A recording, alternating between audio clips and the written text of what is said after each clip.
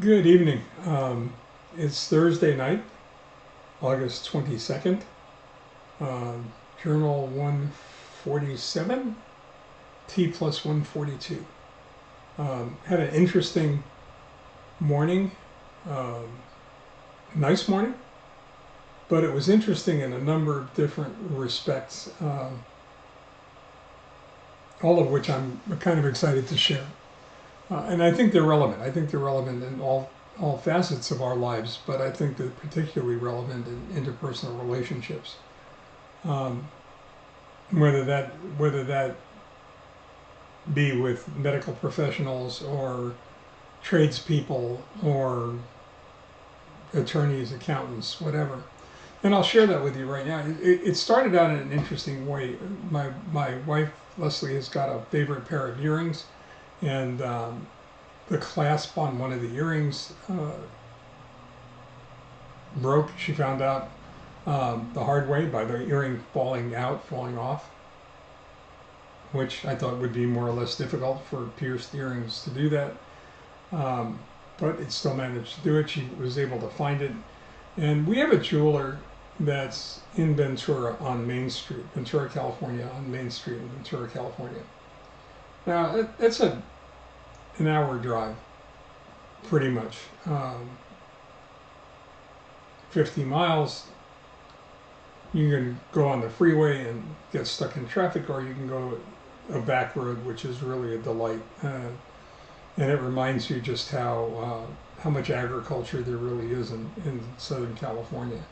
It's one of the few places that you can still be reminded of that. So Lesley and I packed up her earrings, and we left to have an adventure.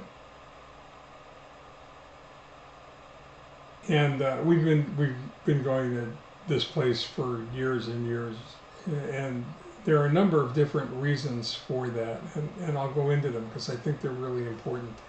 Um, and actually, actually, the impact was so great, it triggered something in my holographic brain, and it took me back to the seminars that I started doing years and years ago. And it actually took me right into the pages of one of the 8 manuals that I wrote a number of years ago, Total Customer Relationship Management, and a section on this very topic.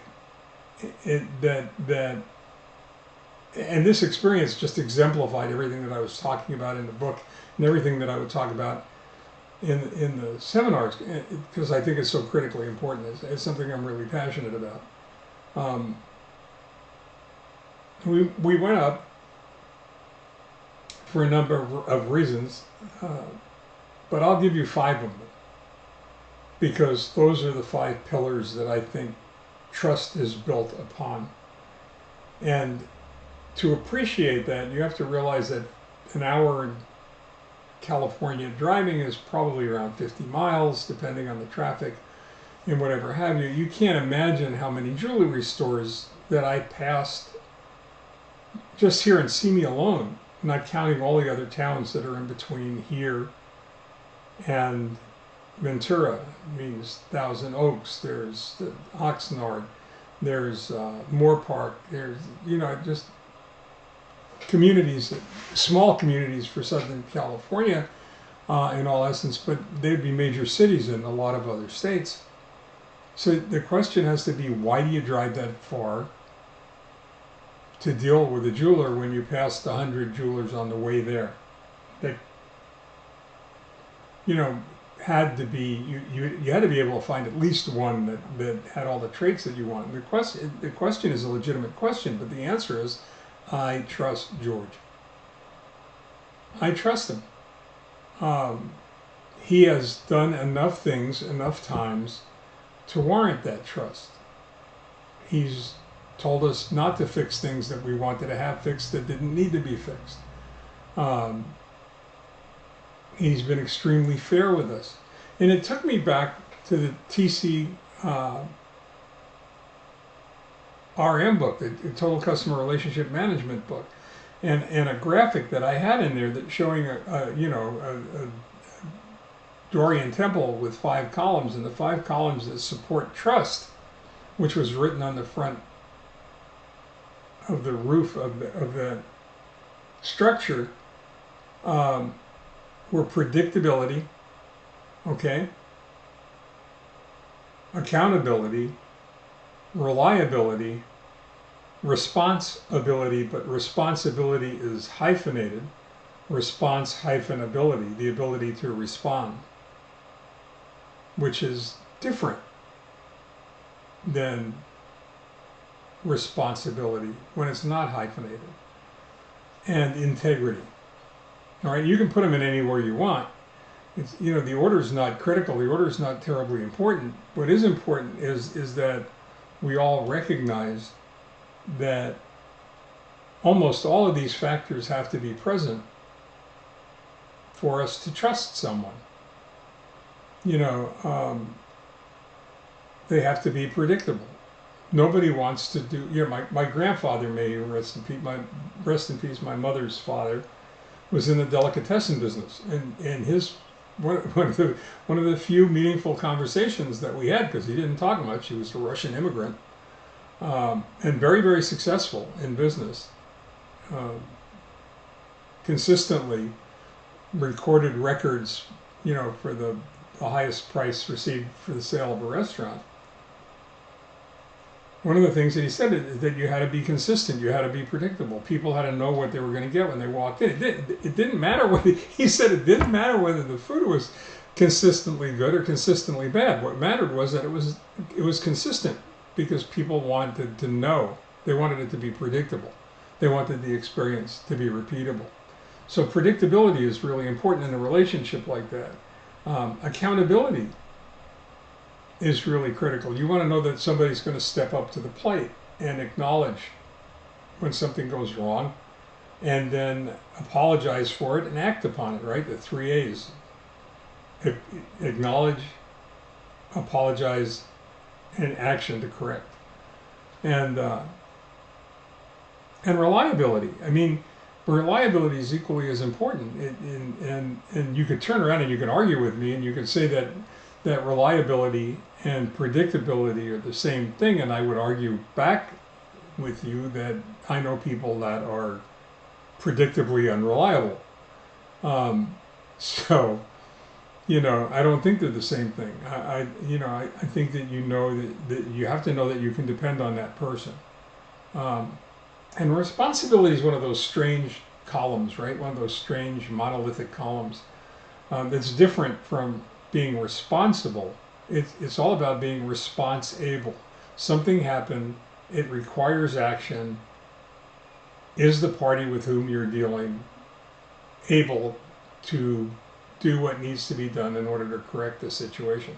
Now think about all the people that you do business with. Think about your doctor, your lawyer, think about your accountant, think about close personal family relationships, think about friends. And you realize how important response-able really is to make that all work, make it all come together. And perhaps the most important part of a relationship or a discussion that has anything at all to do with trust is integrity, the oneness. You know, the root of integrity is integer. It's the oneness of a person, the wholeness of a person. Whether they are all of the other things that we just finished talking about, whether they do the right thing even when somebody's not looking, which is what my father, may rest in peace, taught me integrity was all about. Integrity was all about doing the right thing when nobody else is looking. And if you do the right thing when nobody else is looking, that means that you are predictable. That means that you are responsible. That means that you are accountable. That means that you are reliable. All of the above. And everything that occurred in the relationship that I have with George, and everything that occurred this morning inside the jewelry store on Main Street in Ventura reinforced that completely. And as a result, we walked out of there with all of my wife's jewelry having been cleaned. We walked out there with the hearing having been repaired, and we walked out there with another pair of earrings. So it works, especially in a relationship-based commercial interaction, which is very, very different from, you know, a transactionally based model. And I drive to the City of Hope once every 2 weeks. I drove to the City of Hope twice every week. I put my life, literally put my life in their hands, because every single one of those 5 columns is intact and obvious, and never more obvious than when I went to the PFAC meeting the other day, the Patient and Family Advisory Council meeting. These things don't happen by accident, by the way. You have to work on them. You have to go ahead and want to have trust-based relationships.